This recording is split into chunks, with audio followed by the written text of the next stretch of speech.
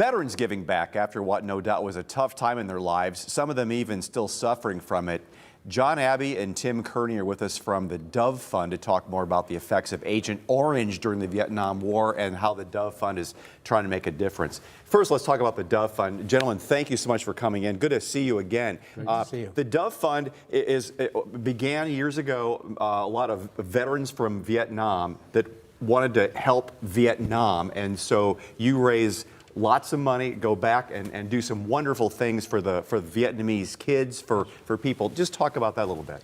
Yes, in fact, it was 25 years ago this month that we started.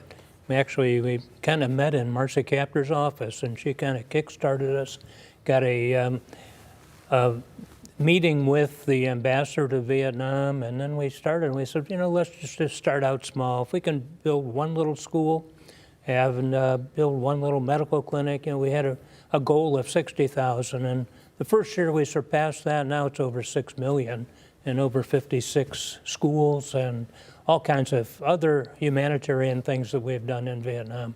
John, have you seen that as time gone on, because a lot of you are Vietnam veterans, that the closure helps your mental well-being so much, because that was a dark time in your lives, in their lives too, and you're understanding the humanity of the whole thing and going back in and like making right for what happened in the long past? Well, I'll answer that in a perhaps a unique way. The Vietnamese people have long ago left the war behind as a concept and charged forward in making their lives better. But what is unfinished is those of us who were part of that decay, that assault on their country, and we came home and went back to regular life again, except it isn't really like that. The D.O.V.E. Fund has given me an opportunity over 20 years to really do things that are important to people in ways that are related to my experience, and that's been such a gift. So, D.O.V.E. Fund, a legacy of love, hope, and healing, which is just a remarkable statement. So let's talk about what the plan is right now. So the Agent Orange is something Americans are familiar with, because we have a lot of soldiers who have cancer symptoms, defects from their children, things that going down the line. It was a toxin that was sprayed to eliminate jungle in a jungle country to give us some safety net. But we were exposed, our soldiers were exposed, the Mekong Delta out in the Gulf was exposed. And so this lingers on, we're dealing with it, but we don't think about the Vietnamese people. What have you seen? John, I'll start out. We found there's an awful lot of birth defect children over there that have had a lot of problems, and just a lot of people that we can serve and help. And unfortunately, the government is really not set up to deal with them. And a lot of the medical facilities really are not doing a good job. So one of our trustees, Dan Gregg, has kind of taken it under his wing to let's really devote some time and attention to helping the results of Agent Orange in Vietnam.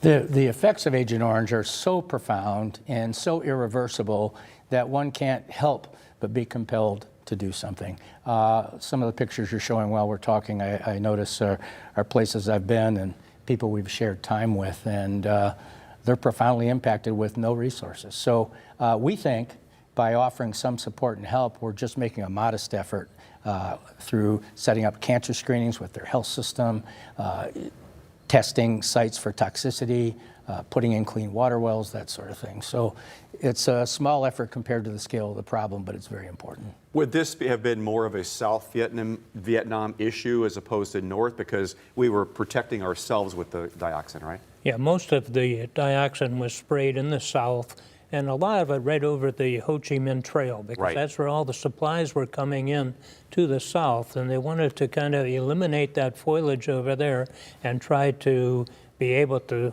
put cameras and sights on the enemy coming. And so it was more in a south area or around most of the base camps over there. Yeah. The Veterans Administration will tell you now, even if you went to Vietnam and got off the plane for a day and came back, you have been exposed. Seriously? Yeah, well, yeah, it's 1 foot on the ground, they consider that. One of the things about the use of Agent Orange there is it was rather indiscriminate, and 20 million gallons were sprayed over the country. And as a result, now people are living in the same places. They have no real public health support. Country. Yeah, and the birth defects are profound. So this is a big problem. In South Vietnam, Vietnam now, Yeah, I want to just mention that the country has been very receptive. It took some time, but they're very happy to have you come in and help. We've only got about 30 seconds. Sorry about that. But it just seems like Vietnam is embracing the help they're getting. Actually, they actually seem to love Americans now. Oh, they do. They really welcome all the work that we do in terms of scholarships and all the humanitarian projects that we have done over there. It's been amazing how we have been welcomed. They look forward to us coming and doing more. There's information right there. If you want to learn more about the Dove Fund, there's the P.O. Box number and also their website, dovefund.org. Check it out.